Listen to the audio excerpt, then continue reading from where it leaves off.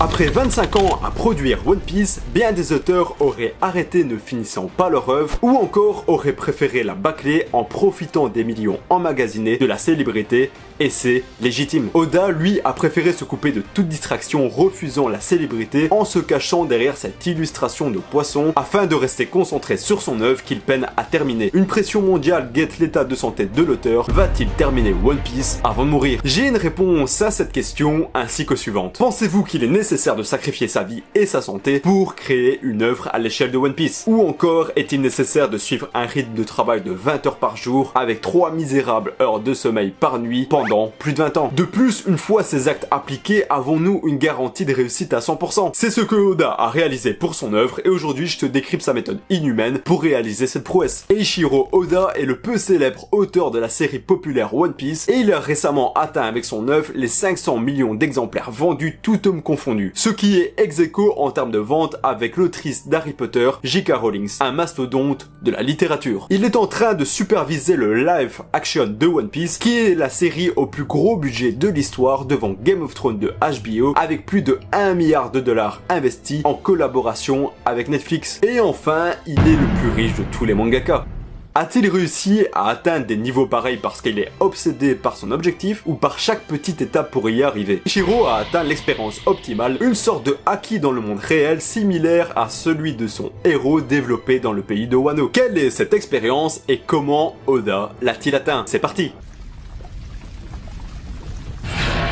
Posez cette question à une personne de votre entourage, continuerais-tu à travailler si tu empochais 1 million de dollars? Ce mec en a empoché 25 fois plus et il continue tout de même à travailler 7 jours sur 7 à hauteur de 15 à 20 heures par jour. Parlez-en à n'importe qui ne connaissant pas One Piece, il vous dira que ce type est un malade et qu'à sa place, il y a bien longtemps qu'il aurait pris sa retraite. Simplement car beaucoup de personnes pratiquent un emploi qu'ils n'apprécient pas ou du moins pas assez pour résister à une telle somme. Je vous l'accorde, la pratique d'Oda est inhumaine, mais elle n'est pas arrivée du jour au lendemain, on y vient. Pour réaliser des projets long terme aussi ambitieux, des sacrifices sont nécessaires, c'est la réalité. Mais de là à sacrifier sa vie, pensez-vous vraiment que Eiichiro le voit de cette manière? Bah vérifions. Voici un petit message en 2018 en provenance d'Oda destiné aux jeunes qui étaient nés à la même année que One Piece. Publié par Le Mont Corvo, merci à vous. Et un peu plus loin dans son message, il dit: ce message montre toute la manière pensée de l'auteur et ce pourquoi il vit une expérience telle qu'elle est. Il a choisi One Piece avec son cœur et son âme. Continuons la vérification, je vais vous convaincre. Cet homme prend la décision à 4 ans de devenir mangaka et 43 ans plus tard, il l'est toujours. Il cultive sa passion en suivant un entraînement intensif inconsciemment de ses 10 ans à 20 ans en analysant ses séries, films et auteurs préférés. Prenant des notes sur chaque détail l'interpellant, dessinant et écrivant intensivement. Rapidement, des piles de notes et de projets s'accumulent. Au final, nous avons juste un adolescent qui a l'impression de jouer et c'est comme ça qu'il a créé son métier. Durant cette période, des sacrifices réfléchis ont été faits, comme par exemple le fait de mettre One Piece de côté car il jugeait que c'était trop tôt pour s'investir dans un projet aussi compliqué. Après plusieurs succès avec des nouvelles publiées, il obtient un emploi en tant qu'assistant mangaka auprès de 3 mangaka du Weekly Shonen Jump, le magazine de référence de cette industrie. Ce choix le fait quitter l'université, encore une fois un choix réfléchi et fait dans l'ordre et non sur un coup de tête parce que une idée lui est tombée du ciel. Enfin, une fois devenu assistant mangaka, il sacrifie son temps libre pour pouvoir s'intéresser et se mettre à fond sur One Piece qui sera refusé jusqu'à 3 fois, retravaillé et enfin accepté. Vous connaissez la suite, One Piece bat tous les records et un chapitre est publié chaque semaine depuis bientôt 25 ans qui retient Oda à un rythme effréné mettant sa vie en péril. Mais ce rythme n'est-il pas ce qu'il a toujours connu au final? La seule différence par rapport à avant est qu'il concentre son énergie sur un seul point, One Piece. Mais il lui a fallu avant ça la possibilité de pouvoir développer ses compétences durant son entraînement intensif afin de pouvoir se concentrer sur ce seul projet. Donc la question, est-il nécessaire de sacrifier sa vie pour créer One Piece? D'un point de vue rationnel, je vous dirais oui car il n'est pas possible de tenir des résultats pareils sans y consacrer sa vie. Mais d'un point de vue certes insensé mais passionnel, je vous répondrai que non car ce n'est pas un sacrifice mais un choix de vie qui certes commence à devenir un peu long et dur mais tout de même voulu. Non également car si vous et moi demain décidons d'arrêter tout ce que nous faisons et sacrifier le reste de notre vie pour créer une œuvre dépassant One Piece, on arrêterait très rapidement et nous y arriverons pas. Quant à Oda, il n'est pas devenu une machine à productivité du jour au lendemain, mais il est arrivé à ce stade progressivement, et c'est ça la clé. La plupart des personnes du commun des mortels diront que Oda gâche sa vie et qu'il devrait profiter de sa fortune accumulée sous un cocotier au soleil, déléguant son projet ou l'arrêtant comme bien des mangaka l'ont fait par le passé. Mais le succès inégalable de One Piece et la fortune accumulée est juste une conséquence de l'intensité de travail de l'auteur, de sa passion et de son partage. À aucun moment de sa vie ça n'a été un objectif, sinon ce n'est pas la voie qu'il aurait choisie. Plus loin dans la vidéo, nous verrons que la productivité est validée car elle est efficace. Sans un travail méthodique, vous pouvez travailler 105 heures par semaine comme lui, vous n'arriverez malheureusement à rien. Oda a répété des habitudes quotidiennes, posant pierre par pierre pour fonder son château. Décuplé à ses heures de travail venant de l'espace, il est aujourd'hui arrivé au stade que nous connaissons tous. Nous ne verrons sans doute donc plus jamais une œuvre de cette qualité avec une telle longévité, un rythme effréné, écrite par un seul auteur, mais du coup... J'ai deux réponses pour vous. La première est le Haki d'Oda, autrement dit l'expérience optimale. Et la seconde est un biais cognitif appelé l'effet Hawthorne, ou plus connu sous le nom de l'effet de l'observateur. Oda maintient un rythme démesuré depuis presque 25 ans et a pris quelques pauses lorsque sa santé en dépendait, mais sur une période aussi longue, c'est presque ridicule. On parle tout de même d'un homme qui travaille de 15 à 20 heures par jour, c'est-à-dire 105 à 140 heures par semaine, soit l'équivalent de pratiquement 4 temps plein. Lorsqu'on y pense, ça paraît vraiment démesuré et complètement fou. Moi personnellement, si j'ai déjà travaillé 50 heures sur ma semaine, je suis beaucoup satisfait et je m'octroie une récompense, et c'est la plupart du temps, la semaine d'après, j'ai du mal à répéter cette prouesse. Même Elon Musk ou Steve Jobs se vantant de travailler 80 heures par semaine paraissent ridicules face à la productivité d'Oda. Alors comment son corps et son esprit ne fléchissent pas après tout ce temps? L'effet Hawthorne issu du management avait pour objectif d'augmenter la productivité des ouvriers. Elton Mayo, son auteur, constate que la performance de ses ouvriers n'augmente pas grâce à l'expérience testée, mais lorsqu'ils savent qu'ils sont surveillés et qu'ils participent à une expérience. Et ce, même si la qualité des conditions de travail était réduite. Ce biais cognitif, Oda y fait face chaque jour, certes dans des conditions et mesures différentes. Malgré sa discrétion, il est la personne directement liée à One Piece et au centre de l'objectif de tous les fans, c'est-à-dire arriver au dernier chapitre afin de terminer cette œuvre. La solidarité des fans soutenant Oda dans sa bataille, bien qu'elle lui augmente considérablement ses performances, lui met une responsabilité pour laquelle peu d'épaules peuvent résister. Indirectement, qu'on le veuille ou non, il est totalement surveillé, créant des raz-de-marée sur chacun de ses rares communiqués, une hype hebdomadaire de millions de personnes pour la sortie du chapitre ou de l'épisode, et un soutien sans pareil sur son suivi médical. L'attente démesurée du monde pour la fin de One Piece augmente considérablement les performances de Oda, ce qui me fait dire et penser que oui, Oda réussira à terminer son œuvre grâce à cet effet et sa volonté d'accomplir son rêve, même dans des conditions de travail aussi soutenues qui mettent sa vie en péril, mais une fois l'objectif atteint, un relâchement irréversible pourrait apparaître. Donc l'effet de l'observateur est une source principale de ses performances et surtout de son maintien dans la durée. Bien que très utile, ce n'est qu'une partie du puzzle. Sa véritable force provient de son acquis surdéveloppé, un peu comme l'éveil de Luffy au pays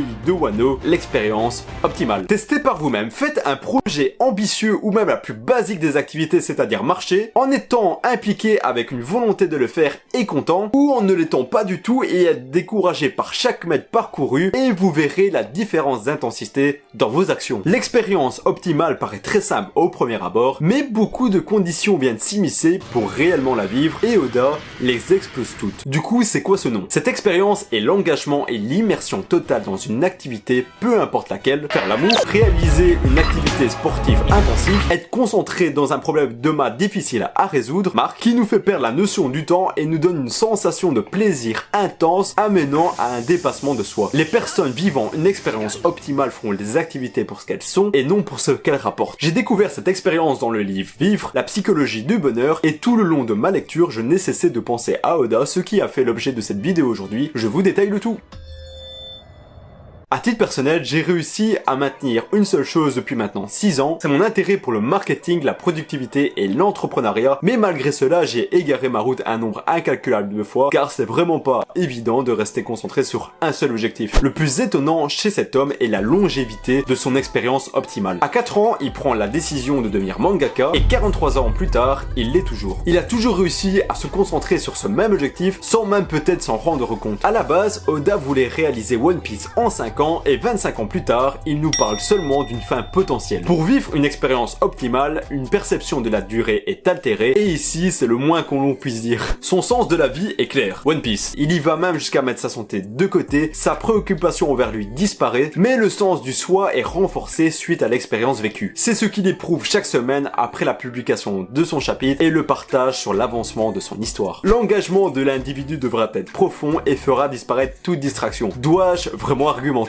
Cette vidéo n'explique que ça, mais pour le plaisir, renforçons la position d'Oda. Bon, déjà, il a renoncé à la célébrité pour rester concentré sur son œuvre. Il n'accumule pas 1 milliard de projets, définissons-les. Tous les projets qu'il a réalisés viennent d'une seule catégorie, les mangas. Un projet depuis 25 ans, One Piece. Durant une période de 10 ans, il n'est pas sorti du Japon, à l'exception d'une fois, pour le live action de One Piece. Niveau engagement, je suis certain qu'il est difficile de faire mieux. L'activité fournit une rétroaction immédiate. Dans le cas d'Oda, il est satisfait chaque semaine après la publication de son chapitre ou l'avancement de son histoire qu'il peut partager avec tout le monde. On peut tous, au final, vivre une expérience immersive en perdre la notion du temps. Mais est-ce que une fois l'expérience terminée, sommes-nous satisfaits? Elle est là la vraie question. Dans mon cas, je prends un exemple, lorsque je joue à League of Legends, je perds la notion du temps. Cependant, une fois 2-3 games terminés, je suis désespéré, ayant l'impression d'avoir perdu mon temps et de ne pas avoir appris grand chose. Vous comprenez donc avec cet exemple l'importance de la condition de la rétroaction immédiate. Pour rebondir avec la notion du temps qui est une des conditions, avec 20 heures par jour de travail, je pense que Oda l'a largement validé. Enfin, la tâche est réalisable et exige une aptitude particulière. C'est là que ça devient intéressant. Car d'un point de vue extérieur, si quelqu'un devrait réaliser aujourd'hui One Piece, il dirait que c'est impossible. Même pour Oda, lors d'une période de sa vie, ça l'a été. Preuve, il l'a même mis de côté pendant une période. Mais alors comment? Chaque petite tâche est réalisable, mettant pierre par pierre pour construire son château. Donc, est-ce que moi, je pourrais réaliser One Piece? Non, bien sûr. Mais est-ce que je peux commencer à dessiner? Oui, évidemment. Mon premier dessin sera sûrement pas terrible, le deuxième sera sûrement un peu mieux, puis je chercherai des renseignements pour améliorer la qualité de mon dessin, puis je commencerai l'écriture et l'apprentissage des scénarios, etc. etc. Et Oda a vécu chacun de ces petits moments sans forcément penser à devenir le numéro 1 de mangaka, le numéro 1 des séries les plus vendues, ou ayant le plus gros budget pour la réalisation d'une série. À aucun moment il a pensé à tout ça. Il a toujours eu des petits objectifs à son niveau, il s'est concentré dessus, son niveau a augmenté, et aujourd'hui ses objectifs paraissent démesurés. Mais est-ce que c'est assez pour réussir ? Pour répondre franchement, oui, c'est bien sûr presque assez pour réussir. Il augmente ses compétences dans un domaine, il travaille avec acharnement, mais pour tenir un tel rythme, il faut une structure de travail. Et le planning d'Oda est le même depuis de longues années, l'organisation est la clé. Et la voici. Il se réveille à 5 h et commence à travailler. Il ne prend une pause que pour manger et se rendre aux toilettes. Il termine sa journée à 2 h du matin et répète ça jour après jour. Du lundi au mercredi, il s'occupe de la mise en page et de l'écriture. Du jeudi au samedi, le dessin et l'ancrage. Et il termine par le dimanche avec le coloriage et d'autres tâches. Et il répète cela chaque semaine depuis de nombreuses et longues années. Une organisation efficace ne se construit pas bien sûr du jour au lendemain, car au début tout le monde a trouvé ses marques. Pour Oda, il y a 10 ans d'apprentissage, 2 ans d'accomplissement, soit 12 ans de préparation avant d'atteindre ce rythme. Si vous ou moi essayons demain de devenir l'homme le plus productif du monde après avoir lu un livre à la con qui te dit que pour réussir ta vie tu dois te lever à 5 h du matin, sans avoir un plan bien construit et une adaptation, une préparation derrière, ben on va juste viser le burn-out. Pour arriver à ce stade sans travailler dans le vent, il faut être immergé. Cette organisation précise d'Oda est une conséquence et non un plan de base. Et la conséquence de cette organisation et de cet entraînement sont les résultats que Oda obtient en cultivant sa passion depuis sa naissance.